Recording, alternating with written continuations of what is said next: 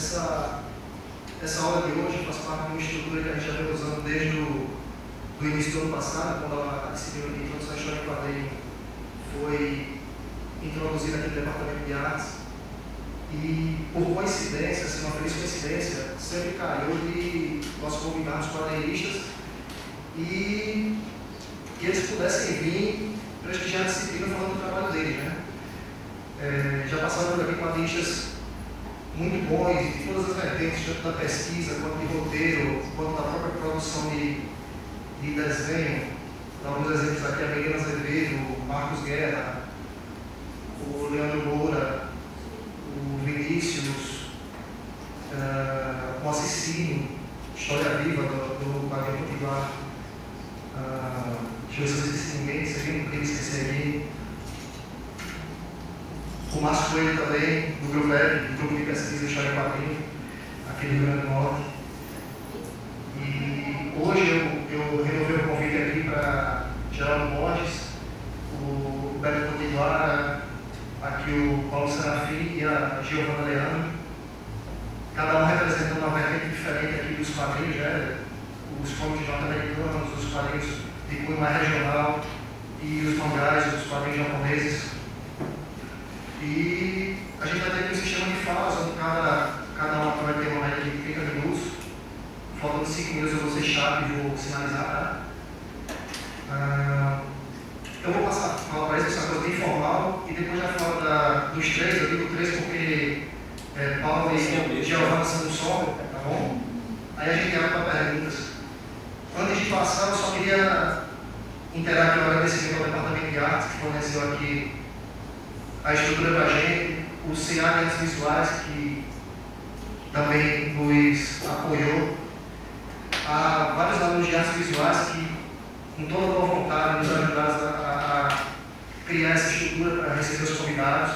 Eu não vou nomear os alunos porque eu vou ser injusto e vou esquecer alguém, tá bom? Mas a comunidade de artes visuais eu agradeço muito por esse apoio, ok? Bem, vamos passando aqui, vamos iniciar. Paulo já colocou a apresentação de mangá, porque ele queria tomar a dianteira aqui na frente dos outros. Vamos começar com o Paulo e Giovana, depois eu passo para você, Roberto, e a gente fecha com o Geraldo, ok? E pessoal, boas provas e obrigado novamente por comparecer. Boa tarde. Beleza, como o Benício me apresentou, e obrigado, viu, Benício, pelo convite. Eu sou Paulo Serafim. Essa daqui é a minha esposa, Giovana, desenhista. Eu sou roteirista e agente dela.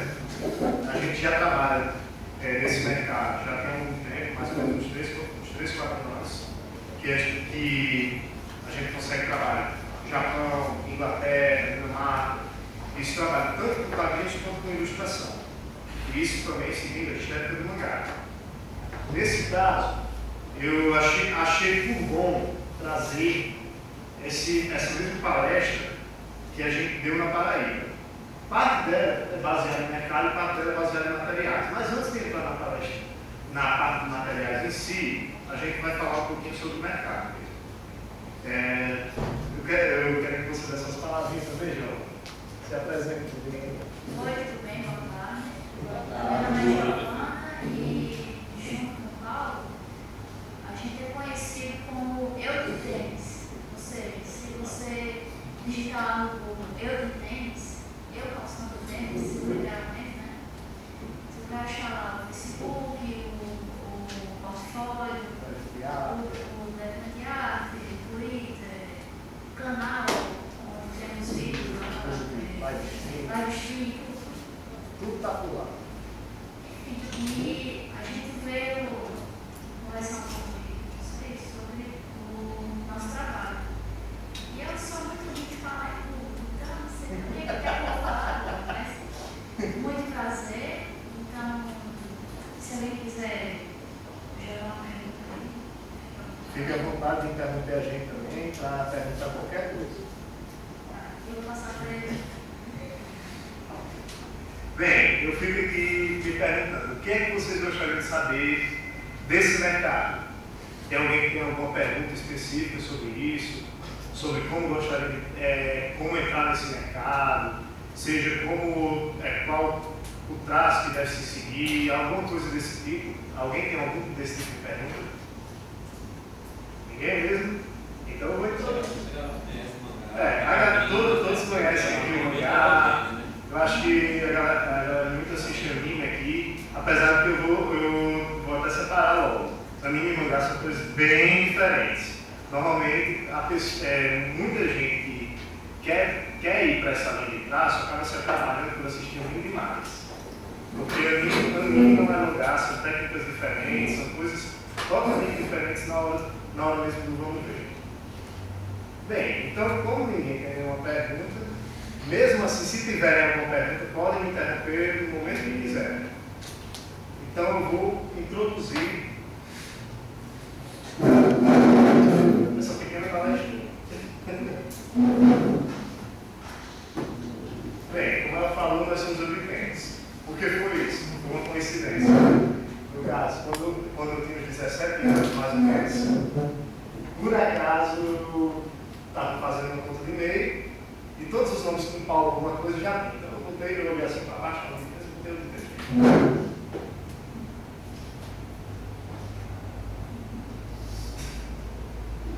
enfim, essa palestra foi para Paraíba. É uma coisa.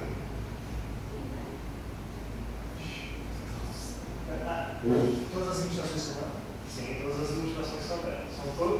A maioria deles são trabalhos que foram feitos para o exterior. Enfim, então eu vou começar falando um pouquinho sobre materiais. Você ilustra ou ela que ilustra? Ela que ilustra. Eu roteirizo, assim como a gente. Além de projetos que a gente faz para fora do país, a gente tem um projeto pessoal que se chama Cômica Magazine. Vocês podem entrar no site, tem a revista para comprar. E é uma revista totalmente em formato digital. É R$20. Mas é uma revista de em torno de 150 a 200 páginas, não só por quadrinhos. Tem quadrinhos da gente, tem quadrinhos de outras pessoas também, de outros desenhistas agenciados por mim. E tem também uma parte toda ensinando como desenhar, ensinando tudo sobre materiais, com tutoriais de materiais como aquarela, como lápis aquarelado, copy.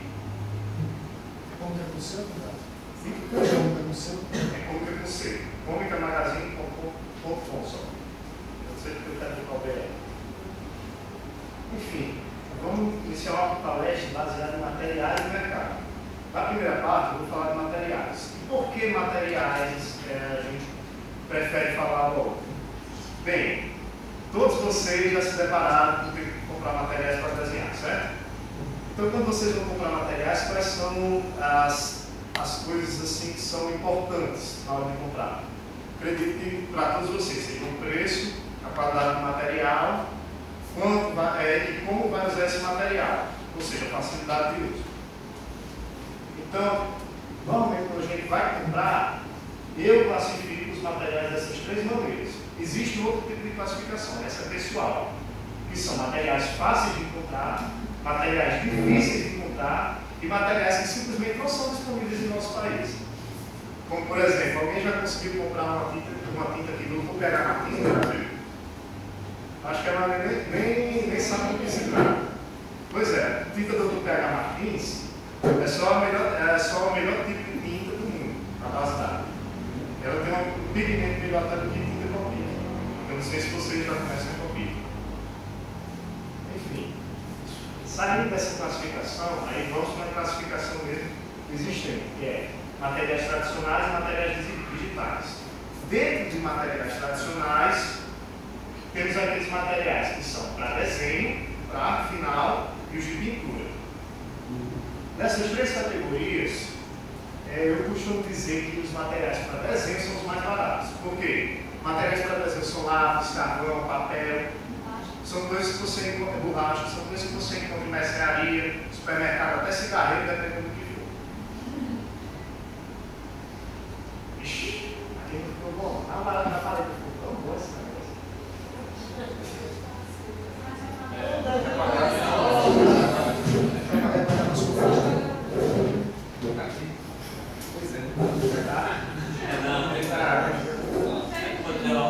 Enfim, qualquer coisa eu digo. Aqui, na verdade, isso aqui é só misturando mais ou menos os materiais que estão nessa são os lápis e as numerações 2B, HB, 4B, borracha plástica, limpa-bicos, caneta borracha, lapiseiras, linhas grafite, apontadores, papéis, pranchetas, réguas e esquadros. Esses tipos de materiais eles são extremamente fáceis de encontrar qualquer papelaria tem. Lembrei do negócio, esse, a gente estava num live stream, enfim, fazendo desenhos ao vivo na internet. Todo mundo sabe que é live stream, clipando, essas coisas assim. Aí um rapaz, eu acho que 16 anos, estava lá, aí Pepe dizendo, rapaz, eu não consigo achar esse lápis 2B e HB, procurei todas as papelarias da cidade. Ele mora no Rio de Janeiro. Dá para acreditar nisso? Eu disse, cara, tu não sabe procurar, né? Eu procurei por isso, perguntei para vendedores, eles só tem lápis da Benex. Enfim, aqui alguns tipos, eu vou pegar lápis da minha, os que são mais da minha preferência. Esse negócio é a minha preferência.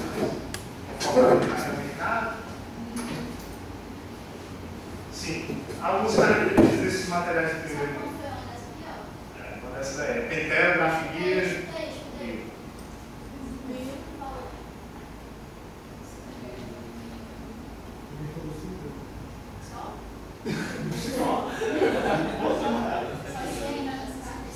Foi mais 50? Isso é a linha nova. Isso é a linha nova. Experimenta aí. Essa vai ter coragem de usar.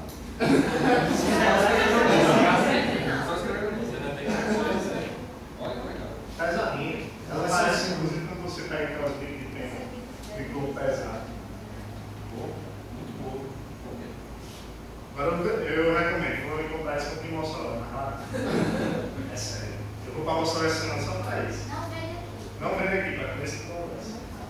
Sim, entre as características desses materiais do primeiro grupo, que eu gosto de destacar, de novo, são os mais fáceis de adquirir, tem o menor custo, o cuidado também é menor. Até porque, mesmo que quer, você pode comprar outra aí na mercearia. Não tem coelho não, no caso, né? Esse lado não tem coelho não, no caso, né? Não, esse daqui não. Esse daqui é o tipo de material que você compra assim, quando você já está trabalhando, que é só conforto. Você não tem filho não, né? Não? Eu acho. A vida toda é rica. Sabe que hora a gente dormiu? De 5 horas da manhã, rapaz. Uma vida doida que a gente leva não tem como não. Enfim. Também, são impróprios para finalização. Porque você finaliza lá o seu trabalho, todo direitinho e guarda na pasta. Quando você vai ver a pasta está toda melada, o trabalho está todo espalhado, o papel está todo feio, não dá certo. Então, eles não são materiais legais para finalização. E outra desvantagem desse tipo de material é que eles geram muito resíduo. Quando você apaga dentro da borracha, isso a menina lá em casa reclama muito, que é cheio de pozinho. E esse pozinho junta sujeira, que junta doença, junta acne, junta tudo. Então, essa é uma das desvantagens desse material. Recomendo quem desenha muito, sketcha muito, ter no seu estúdiozinho, no seu espacinho, uma lixeirinha. Que isso daí evita bastante esses tipos de resíduos. Aqui, a segunda parte, materiais para a final. A óbvia também do nanquim descartável ou recarregável. Aqui no Brasil, se você comprar de um ou de outro, existe uma diferença grande. E depois eu comento com vocês. Pincéis, que normalmente quando a gente usa para finalização, são do tipo redondo, filete. Qual é a diferença desses tipos? O redondo é aquele que é mais usado para aquarela, aquele que aponta, como é que se diz, um ovalzinho. Enquanto o filete é aquele bem fininho. Normalmente é aquele que todo mundo compra aqui como referência 402, número 0. Os bicos de pena e suas bases, não é bico de pena que vem aqui em Natal, que está no Brasil. Nem presta, compra importado, não compre bico de pena daqui. Você vai quebrar a pena e as bases são uma droga. As bases a pena fica se escapando. Você tem os bicos de pena aí, ó? Você trouxe não? Ixi. Enfim, as tintas nanquim, e existem diferenças entre tintas nanquim. Você, quando vai comprar, faça o teste. Algumas delas são resistentes à água, algumas delas, se você pintar com água, estraga o desenho. Então vocês têm que testar. Não comprem acrylex. Olha. Lá na livraria Martins do Milho, ele está vendendo tinta piloto. Ela é ótima para arte final. Não misture com arte. Também, tinta, se vocês puderem, comprem pigmento Thales, comprem. Deixa eu ver, vende aqui. Pronto. Tinta Staedter, é muito boa, ela é resistente à água. Vendo lá na vitrine da arte. É vitrine da arte, né? E antes era os marcadores, isso para quem faz quadrinho, é lindo. Marcador, você deixa de perder um tempo danado na hora da final. Você simplesmente pega uma área, do mesmo jeito que faz no computador usar em bola de tinta, você faz com marcador. E as canetas pincéis, que essas canetas, elas não, eu acho que a única disponível aqui é uma da Faber-Castell Pitt. Essa daí. Vende na vitrine da arte e na casa do serigrafista. Vocês podem procurar, onde que vende aqui. Mas se for para recomendar, eu recomendo aquelas que são recarregáveis, como essa daqui. Não, ela é recarregável. Ela é japonesa da Kuretake. Sim, essa é descartável. Aliás, tem um truquezinho com ela. Se a ponta tiver aqui, você pode procurar. Picolado.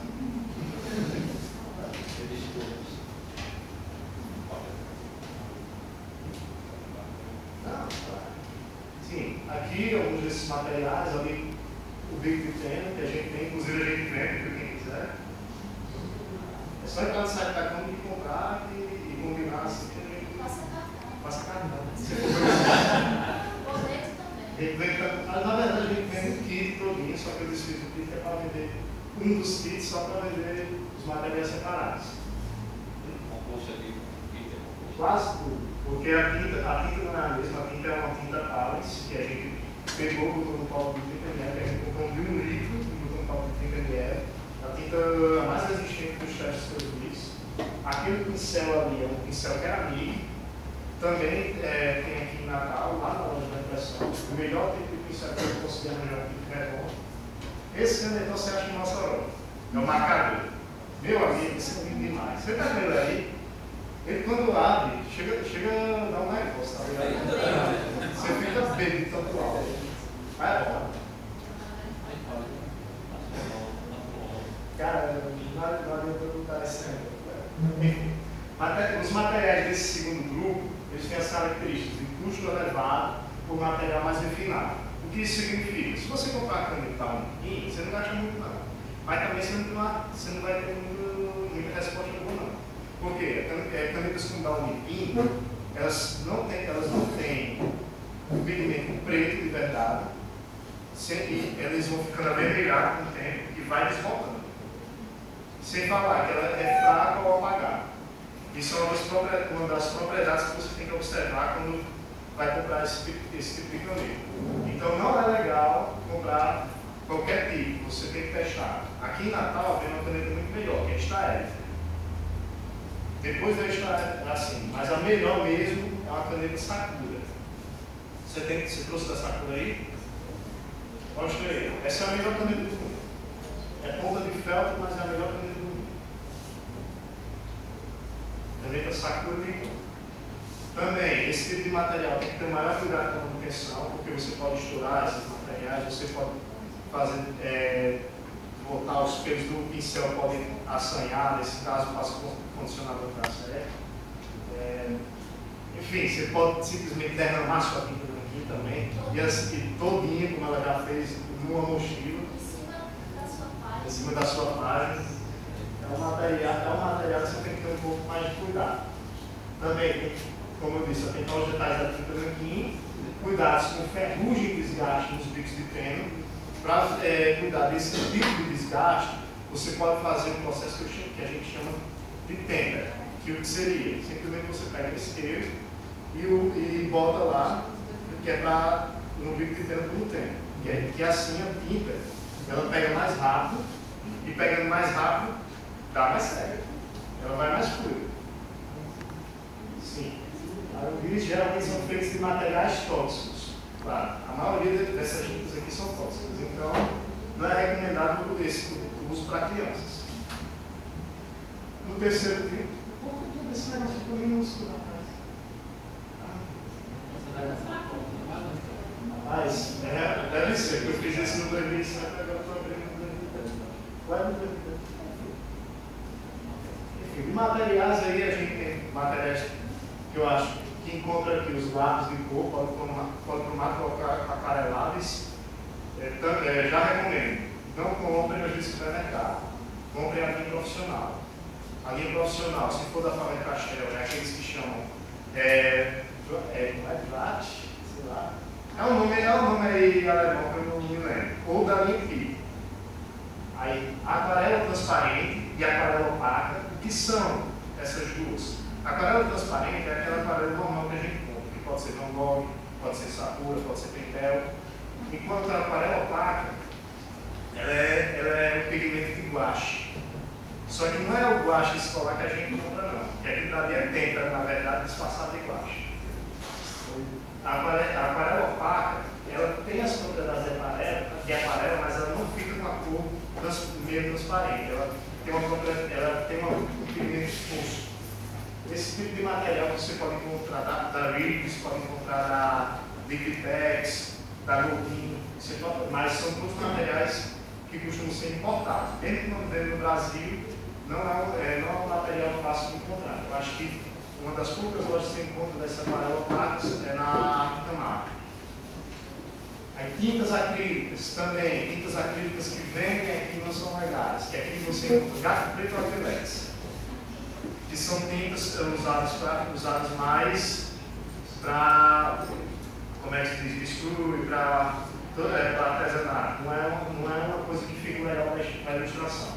Acho que é o C. Já aqui a gente tem umas marcas legais, como da Coinol, tem da Faber-Castell, da Pentel.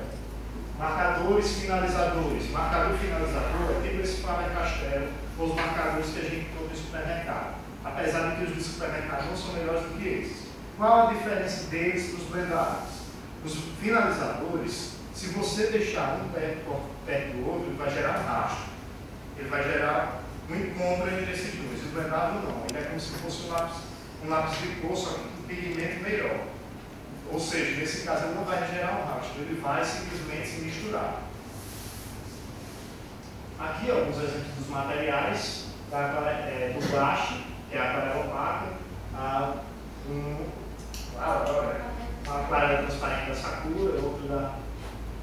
Não, ali é o acrílico, é a aquarela transparente da Sakura, o lápis de cor profissional só policromático da Faber-Castell, os marcadores finalizadores também da Faber-Castell e os copis, que são marcadores blendados.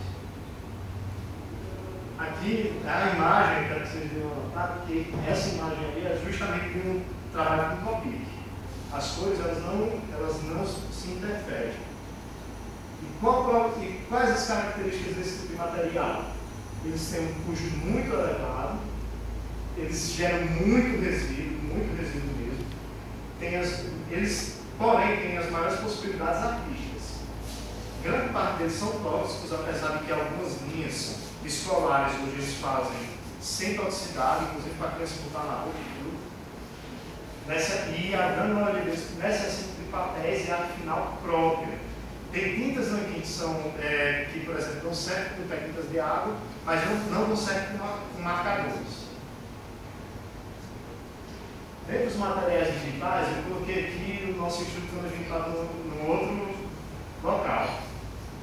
Aqui de material digital que eu acho que dá para vocês verem, tem a impressora, a mesa digital que no caso a da gente é tudo display, que é esse aqui. Essa daqui. Sim, isso aí é a copa. A impressora é A4? Essa daí é a 4. No tempo, quando eu botei essa foto, a gente estava sem a 3. Você já tem uma 3, né? Compramos um ensinando e tudo. Com muito tempo no trabalho, você tem que esse foi barato, lá na Miranda, uma brother, né? Rapaz, não. O que é que você precisa? Agora, primeiro, se você quer trabalhar com material digital, o que é que você precisa primeiro? O que é que é a questão? Dinheiro. Computador? Não, dinheiro vem primeiro. Tem um computador. Agora, qual é o tipo de computador para o artista? Eu vou ter que ser ruim nessa parte. Tem que ser um computador poderoso. Tem que ser melhor do que um computador gamer. Tem que ter um RAM enorme, tem que ter um processador ótimo para processar filtros. e tem que ter uma placa de vídeo poderosa. Ou seja, o computador dela é um i7, 16 de RAM, com placa de vídeo 5570. Isso daí, 5570 porque eu estou desatualizado. Eu tenho que comprar um novo e tenho que botar mais RAM. Vou botar 32 de RAM porque já não está aguentando alguns problemas. Enfim, o primeiro gasto é por isso. Aí o segundo gasto, uma mesa digitalizadora. Se você ainda não trabalha com mesas digitalizadoras, eu recomendo que não compre a melhor mesa digitalizadora. Compre uma Bambu Connect. A Bambu Connect é ótima. Ela usa o Bambu Connect às vezes. É bom mesmo. Tem 1024 pontos de pressão, dá para você fazer todo tipo de trabalho. Aqui também, monitor de alto contraste e tela grande, preferencialmente acima de 20 polegadas. Isso daí para você ver o geral do trabalho e também por que tem um alto contraste. Porque se você tiver um contraste pequeno, você não vai ver direito à realidade como ele vai aparecer em outros monitores. Inclusive, isso daí você tem que calibrar corretamente seu monitor antes de fazer qualquer trabalho digital ou até mesmo escanear o trabalho que foi feito. Porque senão, quando você for ver em outro computador, em outra tela, uma tela do YouTube, por exemplo, ele fica uma coisa feia. Softwares de pintura. Muita gente pergunta o que é mais caro, se é fazer digital ou tradicional. E muita gente falava assim, dando argumento como se trabalho digital não prestasse, que trabalho digital você não gastava nada. O Photoshop, o kit completo do Photoshop é aquilo. Ou seja, cara, só para começar a trabalhar com o programa mais básico disso, você tem que gastar R$8.000. Claro, tem outros programas. E isso daí é onde a gente se sai. O SAIS, que é $80, porque R$160. Royal Paint, ArtRage, Manga Studio, graças a Deus baixou muito, melhorou bastante o programa, agora no sim. Softwares de modelagem, nesse caso, alguns ilustradores usam softwares de modelagem para depois fazer um desenho, muitos muito bons, inclusive, no mangá, como o Rejuice. E os plugins, que podem ser plugins pagos ou plugins de graça. Inclusive, plugins para, por exemplo, revículas, plugins para fazer efeitos de foto. E as mesas digitalizadoras, como vocês viram aquela que tinha display, existe a cena de display, elas são programas para desenho, menor custo relativo, tem uma possibilidade de controle de traço através do software, você pode regular se você quer mais duro ou mais suave, mas elas têm uma interatividade baixa. Você não está botando ali na hora do desenho. Enquanto essas daí tem uma alta interatividade, literalmente é melhor do que desenhar no papel. Agora, meu amigo, sabe como falar dessa aqui? 9.000 pontos. No canto mais barato. Aqui no Brasil, agora se fosse lá nos Estados Unidos era $2.000. Ou seja, R$4.000. Isso daí eu acho que todo mundo já sabe, o material não faz um bom ilustrador, mas o bom material faz um bom ilustrador fica melhor. Na parte do mercado, que é o que eu tinha falado da nossa empresa, esse GIF ele já está desatualizado, porque isso daí é antes da gente lançar. Na palestra que a gente ainda não tem lançado. Nós aceitamos trabalhos para serem enviados para lá, todos pagos, que vão fazer parte do concurso. Só de entrada, só se de você ser selecionado para o concurso, para quadrinho, isso, viu? Só de você ser selecionado para o concurso, você já ganha dinheiro, R$500 só pelo direito de botar o seu quadrinho lá. Paulo, como a Cômica está proporcionando esse concurso, é isso? Sim. Mas os concursos acontecem 3 vezes no ano. Em abril, agosto e dezembro. De abril já passou. Porque ninguém mandou nada. Porque ninguém mandou nada. Na verdade, até mandaram, mas mandaram poucos. Eu não vou, porque eu lanço uma revista diferente para divulgar só o concurso. Nessa revista diferente tem que ter pelo menos 5 trabalhos. Seria uma publicação feita em função desse concurso. Isso. Só que existe a cômica e essa do concurso que eu chamo de cômica next, ou seja, os próximos autores que vão entrar. Esses quadrinhos que você quer colocar é só o mangá ou você... Eu não me interesso. Não, você não entendeu. Eu não me interesso por isso não, por definição não. Eu quero saber o seguinte, se o quadrinho é bom, então tem um roteiro legal, tem um desenho legal, beleza. Na verdade, nem tanto desenho legal, mas sim, está quadrinizado legal? Se está quadrinizado legal, já é alguma coisa. Porque se vocês realmente estudam lugar, se vocês já viram todos os tipos de mangá, vocês sabem que nem sempre o desenho é o mais importante não. Se você pegar um mangá com o nome do mangá é o quadrinho é de comédia. O traço é horrível, mas o mangá é lindo. É a coisa mais linda do mundo. Aquele cara me faz rir. Ou seja, o traço ele tem que estar ligado ao tipo de roteiro. Se for um traço que combina com o roteiro, beleza. Mas claro, o que eu recomendo para os autores, porque você, se vai entrar na cômica, você vai ser agenciado por mim. Para conseguir trabalhos com jogos, na Dinamarca, Japão, seja onde for, eu vou precisar que você desenvolva o seu traço. Vou precisar. Aqui a capa daqui vai sair esse mês, já é para ter saído na verdade, mas devido a contratempos financeiros, porque a gente precisa também. Eu fiz outra onda, sabe? Já está na edição 3. Desde janeiro que a gente tem publicado. Como foi o processo? Foi no Photoshop? Foi Photoshop e Magastu. Magastu ela fez a ilustração. O Photoshop ela montou a capa. Desde o traço? Desde o traço inicial? Desde o traço inicial, tudo. Enfim, uma coisa que eu gosto de falar nessas horas também é como organizar um portfólio. Nesse daqui eu gostaria de alguém apresentasse aqui o portfólio dela. Eu acho que esse daí foi o que eu organizei. Eu acho que é o outro, né? Planejamento geral. Não sei se foi para esse. Esse é o de quadrinhos. Pronto, pegue isso. Normalmente, quando você vai apresentar um portfólio, o que é que você tem que fazer? Você tem que colocar exemplos de páginas, normalmente 3, 4 páginas. Você não bota o trabalho todo, não. Apesar de que aí nós temos um trabalho todo, isso porque esse é o nosso portfólio de quadrinhos. E normalmente a gente não usa o portfólio físico. A gente usa o portfólio digital, que qualquer pessoa do mundo acesse e pode ver. Nesse de quadrinhos, o que é que você deve colocar? Você deve colocar uma proposta de capa, desenhos empinados, você deve colocar exemplos de páginas, que é para o agente ou o editor poder ver que você sabe trabalhar com quadros diferentes, com sequências, que sabe trabalhar com... que você sabe trabalhar também com o feitio das capas, com os pinados, com os covers.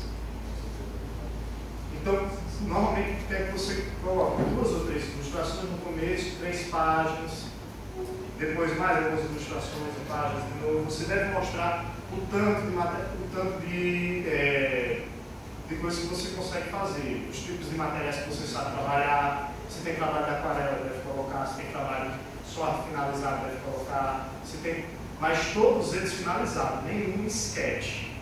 Nunca vocês colocam só um esboço. Porque colocar um esboço é matar o seu portfólio. A gente já nem usa isso mais como portfólio. Isso daí a gente usa como depósito de desenho.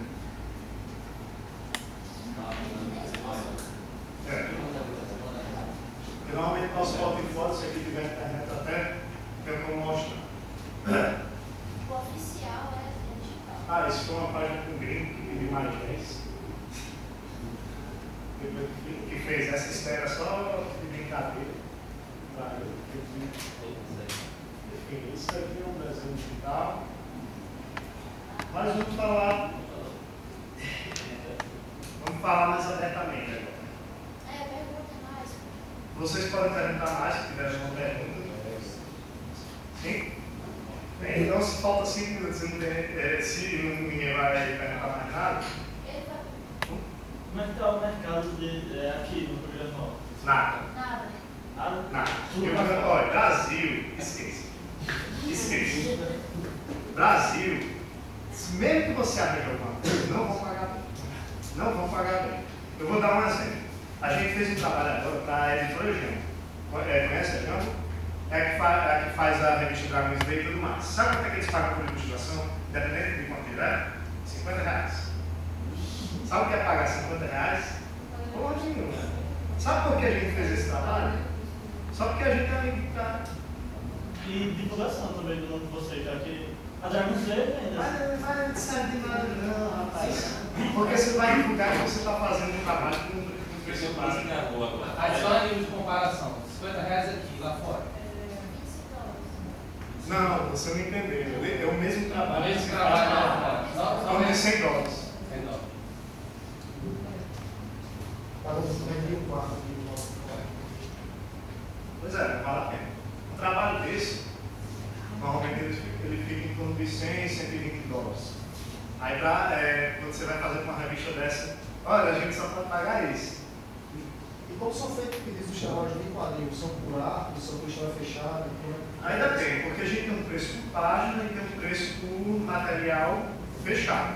O preço por material fechado é mais barato e o preço por página é mais caro. Mas quem procurou vocês? São editoras grandes ou... Tanto vem editoras pequenas, vem às vezes alguma editora grande, por exemplo, a gente está com a Ação Magazine agora, estamos fazendo um trabalho da editora dinamarquesa, que vai publicar também no Reino Unido, mas também chega gente, por exemplo, com quadrinho de pornografia. E sinceramente, é uma boa, porque os caras pagam bem, os caras pagam bem, seu material vai ficar exposto aí no tudo que é. Enfim, não é um negócio ruim não, trabalhar com material erótico, trabalhar com material pornográfico. Na verdade, é um trabalho como qualquer outro. Então você como ilustrador, você como artista, você não pode ficar pousando de bolsão. Não, porque eu não faço trabalho assim. Você está sendo profissional nesse exato momento. Porque você realmente você pode escolher o trabalho, mas só um trabalho que atinge sua ética.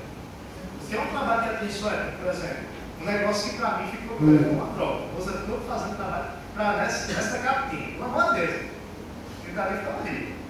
Aquele dali eu não gostei. Eu não gostei, eu não vi nenhum trabalho, mas foi para nessa, zorra total. Pronto. Acabou. Acabou, não usa de tanto. Enfim, é um negócio que eu digo, trabalhar comigo, você apoia comigo? Se você apoiar, beleza. Ou seja, você pode selecionar trabalhos, pode fazer o que você quiser, mas faça bem, sem se corromper. Se o trabalho realmente, se for pornográfico, tiver alguma coisa ali que você não concorda, seja pedofilia, seja o que for, realmente isso está ferindo sua ética. Nesse caso, você pode recusar o trabalho. Agora, se você for você realmente recusar outros tipos de trabalho, não sei, eu não acho uma posição muito profissional não.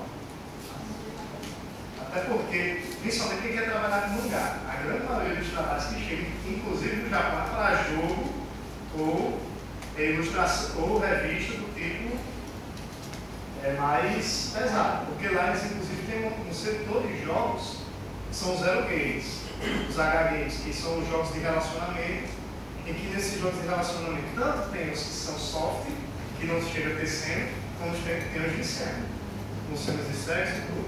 Então, para quem quer trabalhar com mangá, não é muito profissional recusar trabalho erótico, ou trabalho pornográfico.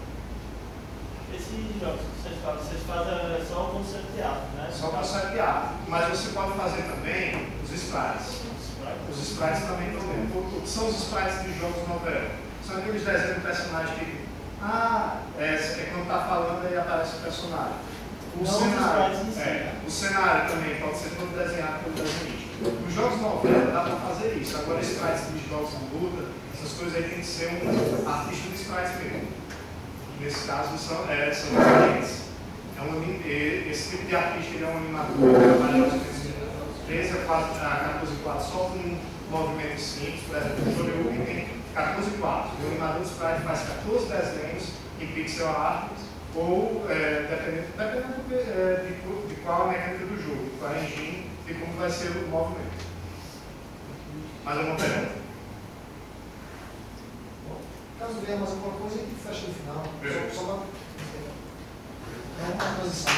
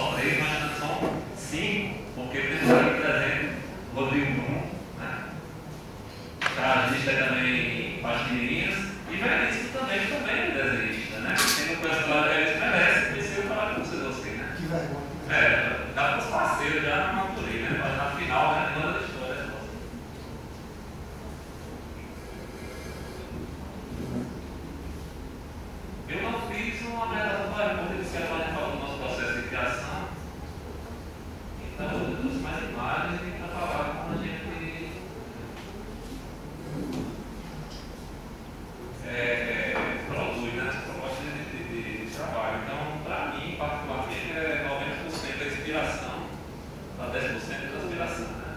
Então, porque assim, no processo de educação está tudo, é pesquisa, né? Pesquisa visual. Então, quando a gente se propõe aí sentar numa tela, seja computador, uma prancheta, a ideia, né, o sujeito, né, a forma e a ideia já estão bem encaminhados. Lógico que durante o processo pode acontecer imprevistos, o erro, e isso às vezes é uma crença. E você vai para o seu trabalho como direcionamento, né?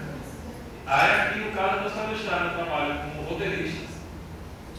Eu não gosto de dizer quadrinista, né? Quadrinista se enquadra Geraldo, Giovanni, quem domina todo o processo, né?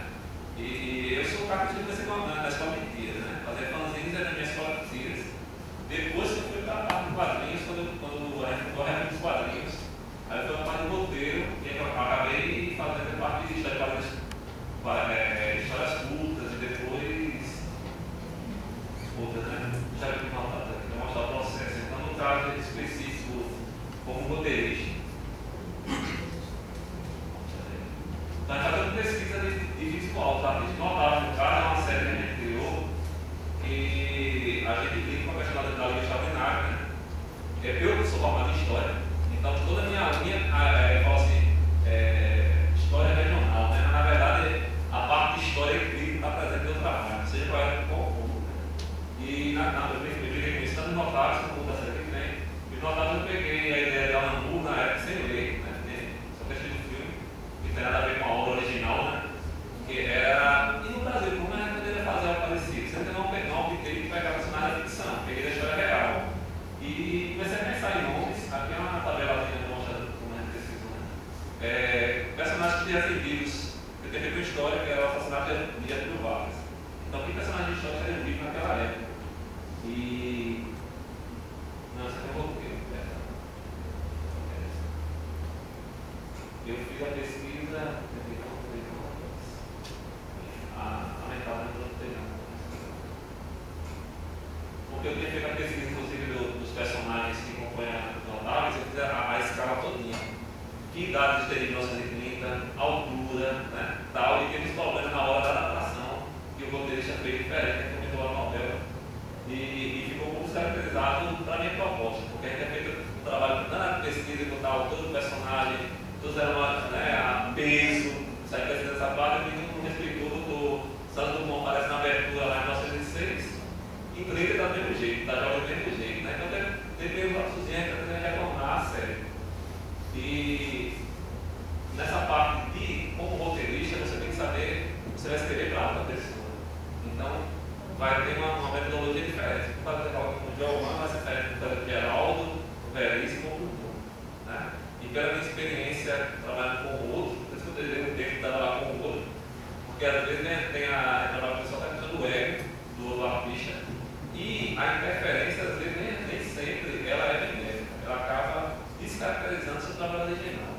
No caso, a gente falou do trabalho de encomenda, né? Nós fizemos trabalho com a Maturei e, lógico, podia mudar a vontade do trabalho, né? Então, teve interferência do grupo, quando esse conceito era da Maturei na nossa história, né? Que era a adaptação entre Câmara Cascudo. A gente sabe que é o bem se paga com bem, o mal se paga com bem e os quatro ladrões, né? Que velho no caso, e o Lisboa, que tem uma parte aqui da final entrevista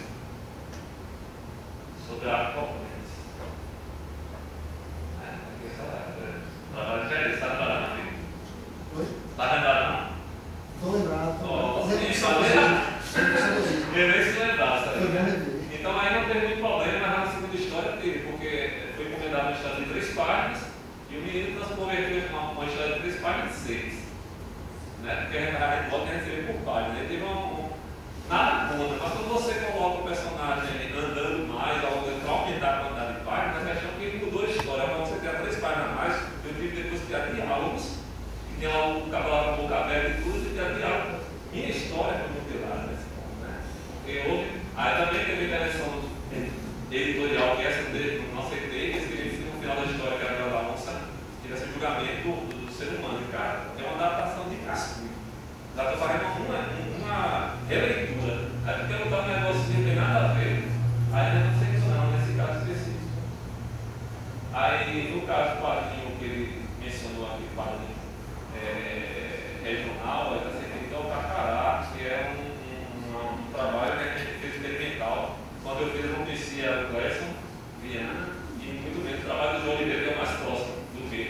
né?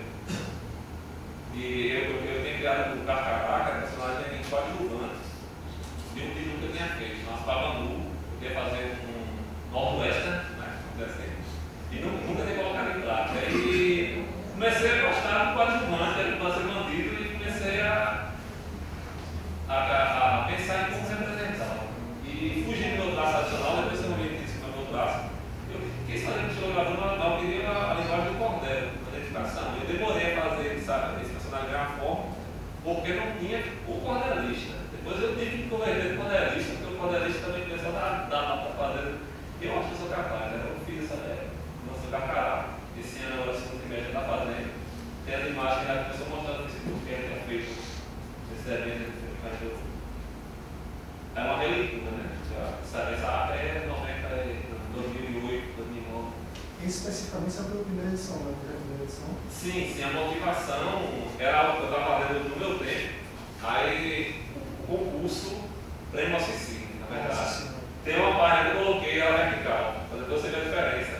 Que ela foi, o personagem tem que ser pegado de tiro, você fazia tiras até militar, né?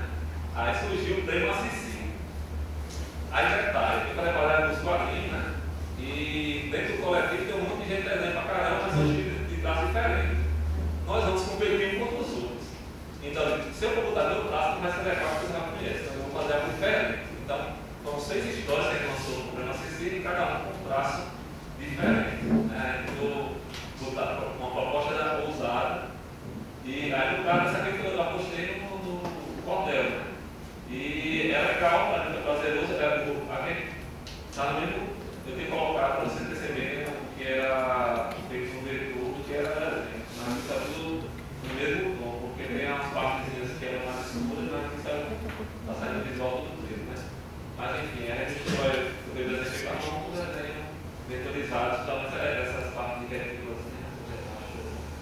E o legal do cordel, o desafio de fazer o cordel, que é o divertido, porque depois de fazer o bicho, né? Porque você não tem muita influência do traço egípcio, né? Aquela coisa, o personagem, aquela coisa da totalidade, né? O cara é sempre interpretado de perfil e o tronco é as pernas, né? Então não tinha problema nenhum em termos da anatomia, então não vou inventar aqui, né? O piso aí, no caso, é um piso real, que é o piso do lajeiro solidário. Eu uso muita referência aqui, né? Tem um clandestino que eu criei também, que é o lajeiro solidário. Aqui, essa balinha aqui, essa balinha eu fiz uma balinha individualmente, né? Depois que eu de bala aí, ela multipliquei a balinha várias vezes para descer feito. Pronto, ó, a história finalmente é assim, né? Foi feito, está saindo também a 4, grandona, e depois com a publicação da revista, foi feita widescreen, né? E a gente, aí sim, o projeto de edição que foi referência, ela foi dividida assim para poder caber a história, mas originalmente ela foi feita com a primeira edição, ela é vertical. E o detalhe, quando eu trabalho com cestilhas, aí tem a dificuldade de se adequar, né? O professor Márcio Medeiros convidou para fazer agora uma conversão no cordel dele com os quadrinhos, mas a galera não tem essa noção, né? E tem que ter a questão de adequação, porque no caso da revista em modo screen, você quando vai passar, aí você tem que ter umas coisas para ficar harmonioso. Né? O cordel tem uma métrica. Aí você tem que, né, esse aqui, por exemplo, eu vou ter esse efeitozinho aqui que eu ia dar para fazer, para poder completar um detalhe, para poder ficar harmonioso, para poder dar o legal, porque tem, na hora que você transforma o texto para quadrinho, né, vai sair igual cordel, senão seria com outros trabalhos, que são na verdade cordéis ilustrados. E aqui é um trabalho experimental de ser realmente quadrinho cordelizado. Né? E aí aquele sorte vendeu bem, né? Aqui em Natal não, rapaz, nosso amigo Paulo já mencionou, né? Mas sim, eu sou educador, né? E a gente trabalha com essa parte de